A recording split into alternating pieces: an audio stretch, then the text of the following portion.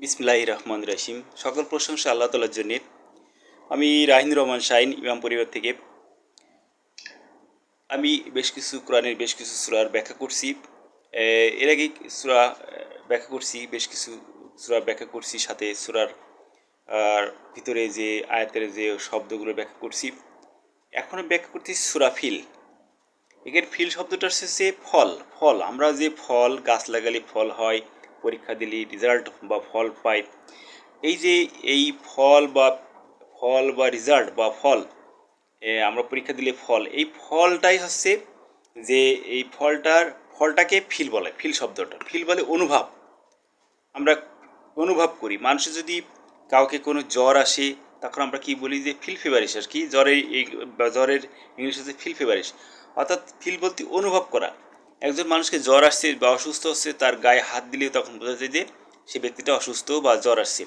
তাই এই ফিল বলতে রেজাল্ট, মানে সে যে আসলে সে পরীক্ষা দিলে সেই রেজাল্ট কি আসে, রেজাল্ট কি হয়, এই শব্দ থেকে ফিল শব্দটা। তাই ফিল শব্দটা আরেকবার বলছি, ফিল শব্দটা হচ্ছে ফল বা রেজাল্ট। ফল বলতে গাছের ফল বোঝায়, পরীক্ষা দিলে তার রেজাল্ট, যে সে ফার্স্ট ক্লাস বা সেকেন্ড ক্লাস, এ ধরনের ফিল। এগেন ফিল শব্দ, সব ইংরেজি শব্দ ফিল বলতে ফিল ফেভারিশ, মানে মানুষকে জ্বর আসক্ত, এই যে সিক বা অসুস্থ, যাই ফিল থেকে, এই শব্দ থেকেই আসছে। অর্থাৎ সব মানুষ রেজাল্ট, একটা কাজ করার পরে বা কোনো কিছু হওয়ার পরে তার যে রেজাল্ট, এই রেজাল্টটাই হচ্ছে যে ফিল বা ফল। তাই ফিল ফিল শব্দটা আমি বলতেছি, ফিল সূরাটা বলতেছি। তুমি কি দেখো নাই তোমার প্রতিপালক হস্তি হস্তি অধিপতির প্রতি হস্তি অধিপতির প্রতি কি করেছিলেন? হস্তির অধিপতি, এখানে বলছে তুমি কি দেখো নাই তোমার প্রতিপালক হস্তি অধিপতির প্রতি কি করেছিলেন। এখানে অধিপতি শব্দটা হচ্ছে অর্ধেক, যার প্রতি, অর্ধেক প্রতি। এখানে যেমন আল্লাহ সমস্ত জগৎ সমস্ত বিশ্বকে চালায়, আর অধিপতি বলতে সামান্য কোনো একটা নির্দিষ্ট জিনিসের পরে তার কর্তৃত্ব বা কর্তৃত্ব কর্তৃত্বকারী তাদেরকে অধিপতি বলে আর কি। একটা নির্দিষ্ট একটা সুনির্দিষ্ট জিনিসের পরে কর্তৃত্বকারী কে অধিপতি বলে আর কি। তাই তুমি কি দেখো নাই তোমার প্রতিপালক হস্তি অধিপতির প্রতি কি করেছিলেন। আমি বলছি ফিল শব্দটা হচ্ছে রেজাল্ট বা ফল। এই এই তাই এই সব থেকে প্রথম যে আয়াতটা আসছে যে তুমি কি দেখো নাই তোমার প্রতিপালক হস্তি অধিপতির প্রতি কি করেছিলেন। অর্থাৎ হস্তি বলছে হাতি। হাতি যে পরিচালনা করছে বা হাতির দল যে পরিচালনা করতেছে, সেই পরিচালনা দলকে তারা কি করছিল, মানে কি করেছিল, একটা কাজ করার পরে আমরা যেমন খেলাধুলো করি, অর্থাৎ যুদ্ধ করি, এক পক্ষ বা বিপক্ষ, পরবর্তী কেউ জেতে কেউ হারে। তাই বলছে তুমি কি দেখো নাই তোমার প্রতিপালক হস্তি অধিপতির প্রতি কি করেছিলেন। তিনি কি উহাদের কৌশল ব্যর্থ করে দেন নাই। যারা হাতির দ্বারা যুদ্ধ করে বা তাদেরকে যে বিভিন্ন ধরনের কৌশল অবলম্বন করে, যুদ্ধ ক্ষেত্রে হাতি দ্বারা যারা যুদ্ধ করে তাদেরকে বিভিন্ন ধরনের কৌশল, এই যে কৌশলগুলো তিনি যে ব্যর্থ করে দিয়েছেন। অনেক ধরনের কৌশল আছে মানুষের হাতির পদতলে হোক বা তীর ধনুক হোক বা অনেক ধরনের কামান, গোলা বারুদ বিভিন্ন ধরনের দিয়ে দেখা যায় যে, অর্থাৎ এমন আছে দাগ, খুন্দা, কুড়ুল, বা দেখা যায় যে এ ধরনের বা অস্ত্র, আগ্নেয়াস্ত্র, এই ধরনের জিনিস দিয়ে যারা মানুষে মারতে যায় বা যুদ্ধ করতে যায়, মানুষকে সংগ্রাম করতে যায়, মানুষকে জিহাদে আসক্ত হয়, বা কোনো খারাপ ব্যক্তি কোনো ভালো ব্যক্তিকে মারতে যায়, এই ধরনের কথা আছে যে কোনো খারাপ ব্যক্তি যখন ভালো ব্যক্তিকে মারার জন্য উদ্দেশ্য যায়, তখন আল্লাহ তার কৌশলগুলো ব্যর্থ করে দেন। হয়তো যাকে মারতে যায় তাকে দেখা যায় যে সে হয়তো ঘুমায় আছে, তাকে ঘুম থেকে জেগে উঠে দেখা যায় যে সে আসছে আক্রমণ করতে আসছে, তাকে দেখা যায় যে এমনকি তার কাছে যেসব জিনিস থাকে তাই দিয়ে আক্রমণ করতে যায় এবং দেখা তাদেরকে ব্যর্থ করে দেন, অর্থাৎ তাড়িয়ে দেন আর কি।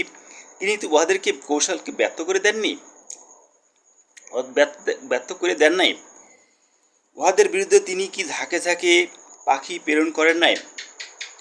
উহাদের বিরুদ্ধে কি ঝাঁকে ঝাঁকে পাখি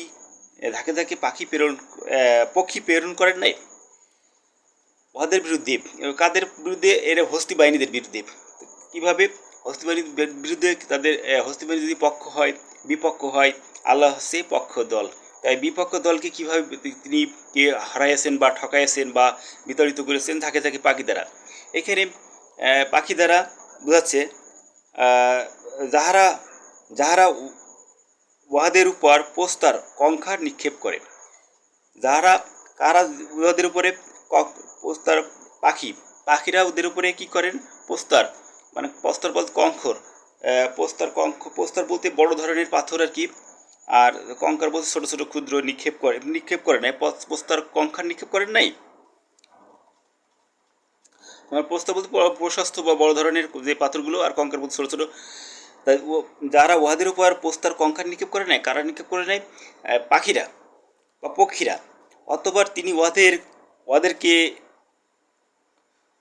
ভক্ষিত দৃশ্য ভক্ষিত তীক্ষ্ণ দৃশ্য করেন। ভক্ষিত তীক্ষ্ণ দৃশ্য বলতে ক্ষুদ্র ক্ষুদ্র যেটা ঘাসের মতন করে ছিন্ন বিচ্ছিন্ন করেন। আর ভক্ষিত বলতে ভেঙে ফেলা। ভক্ষিত বলতে শব্দ হচ্ছে ভেঙে ফেলা বা চাবিয়ে বা ভুসির মতন বা এই ধরনের শব্দ, এই শব্দ থেকে আসছেন। অথবা দেখা যায় যে অথবা তিনি ওদেরকে সদৃশ্য ভক্ষিত করেন নাই। এখানে দেখা যায় যে আমরা সাধারণত বুঝাই যে ঝাঁকে ঝাঁকে পাখি প্রেরণ করেন, বা দেখা যায় যে কোন বাংলাদেশের ক্ষেত্রে যদি এরম এমন ধরনের দেখা নবী রসুলরা এখানে বোঝা যাচ্ছে ফিল শব্দ হচ্ছে নবীর পরে আক্রমণ করেন। কারা আক্রমণ করেন? এখানে নবীর উপরে কারা আক্রমণ করেন? নবীর উপরে আক্রমণ করেন দেখা যায় যে এর হস্তি বাহিনী। আমরা সাধারণত হস্তি শব্দ তো হাতি বোঝাই, হস্তি শব্দ তো হাত চালায় যাদেরকে। তাই বাংলাদেশের ক্ষেত্রে হস্তি বাহিনী বলতে, বাংলাদেশে তো হস্তি বাহিনী তেমন এমন নাই। বাংলাদেশে হাত দিয়ে যেসব কার্যকলাপ হয়, হস্তি বাহিনী বলতে আমরা হাত দিয়ে, যেমন অস্ত্র, যেমন পিস্তল, রিভলভার, বন্দুক, তারপরে দেখা যায় যে এই ধরনের বন্দুক, রিভলভার, পিস্তল, তারপরে এই সব রাইফেল, এইগুলোই হচ্ছে আমাদেরকে বলা যায় হস্তি, মানে হাত দ্বারা যেগুলো চালানো হয় এদেরকে হস্তি বাহিনী বলা আর কি। চাইনিক কুড়াল বা সুরে দা, এগুলোকে হস্তি বাহিনী। তাই এই ধরনের যারা হাত দিয়ে একজন ব্যক্তিকে আর অপর ব্যক্তিকে মারার জন্য যেসব জিনিস ব্যবহার করে তাদেরকে হস্তি বাহিনী বা হস্তি পরিচালক আর কি। এই শব্দ থেকে তিনি দেখা যায় যে হয়তো কোনো একজন ব্যক্তি ভালো ব্যক্তি অপর কোনো ব্যক্তির কাছে দেখা যায় যে পিস্তল, রিভলভার, বা দেখা যায় যে বন্দুক, অথবা দেখা যায় যে রাইফেল থাকতে পারে। এইসব রাইফেল দিয়ে দেখা যায় যে তারা রাত্রের অন্ধকারে দেখা যায় যে তাকে মারার জন্য আক্রমণ করেন।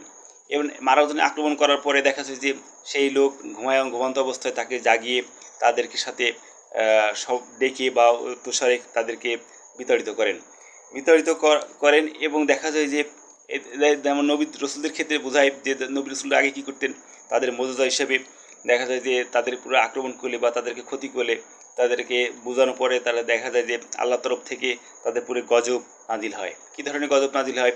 আগের নবীর ক্ষেত্রে যেটা হয়তো যে ঘূর্ণিঝড়, এ ধরনের হঠাৎ করে দেখা যায় যে একটা ঘূর্ণিঝড় একটা দেশের ভিতরে ঢোকার পরে দেখা যায় যে সেই দেশটার সেই এলাকাটা তছনছ করে ফেলায়। বাড়ি ঘরদোর দেখা যায় ভেঙে, গাছপালা ভেঙে, ভক্ষিত ভুসির ন্যায় বা যেটা ভক্ষিত ছোটো ছোটো করে ফেলে আর কি। বড় বড় গাছগুলো, বড় বড় দেখা যায় যে বিল্ডিংগুলো দেখা যায় ভেঙে ভেঙে ছোটো আকারে করে ফেলায়। এইসব শব্দ থেকেই বোঝায়। অর্থাৎ এখানে আমি বলছি যে ফিল শব্দটা আসছে ফল।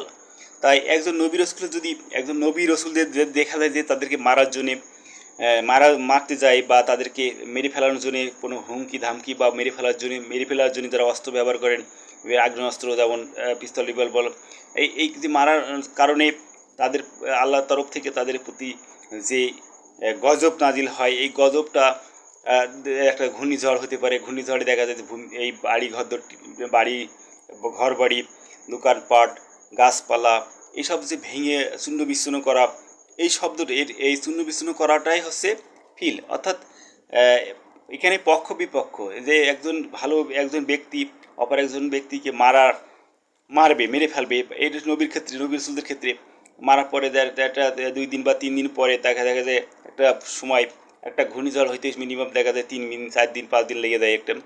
তাই এই যে নির্দিষ্ট সময় পার হওয়ার পরে মারার হুমকি দেওয়া, তাকে বিতাড়িতের পরে তার প্রতিশোধ স্বরূপ আল্লাহর তরফ থেকে যে মজজা বা আল্লাহর তরফ থেকে যে গজব না তাদের পাশে নাজিল হয়, এই গজবটা দেখা যায় যে একটা ঘূর্ণিঝড় বা সাইক্লোন তার 2-3 দিন পরে দেখা যায় যে বিল্ডিং বা গাছপালা, দোকানপাট, এই ব্যবসা প্রতিষ্ঠান, বিভিন্ন ধরনের যে মানুষের কৃষিক্ষেত, এসবগুলো নষ্ট বা ডিস্ট্রয় করা, দেখা যায় ভেঙে ছিল চূর্ণ বিচূর্ণ করাটাই হচ্ছে যেই চূর্ণ বিচূর্ণ করাটাই হচ্ছে মানুষ যে দেখে বা মানুষ দেখতে পায় যে তাকে যে এই ধরনের আক্রমণ করছিল বা তাদেরকে মেরে ফেলার জন্যই তার তাদের উপর যে গজব নাজিল হয়, এই গজব নাজিলটা হচ্ছে ফিল। অর্থাৎ একটা নির্দিষ্ট সময় দেখা যায় যে কোনো ব্যক্তি আল্লাহর এইসব নবী রাসূলদের প্রতি যেমন দেখা যেত কি যে তাদের প্রতি আক্রমণ করার পরে 3 থেকে 4 দিন পরে দেখা যায় যে তাদের পরে যে গজব নাজিল হয়, যে নির্দিষ্ট সময় পার হওয়ার পরে যে ফলটা বা রেজাল্টটা হয়, এই রেজাল্টটাই হচ্ছে ফিল। তাই এই সব শব্দ থেকে ভিতরে যদি আরও কোনো কিছু জানার আগ্রহ থাকে বা কোনো ধরনের প্রশ্ন করার জিজ্ঞাসা করা থাকে, তাহলে আমাকে কল করতে পারেন 01960405896। এই নাম্বারে হোয়াটসঅ্যাপ ইমো আছে।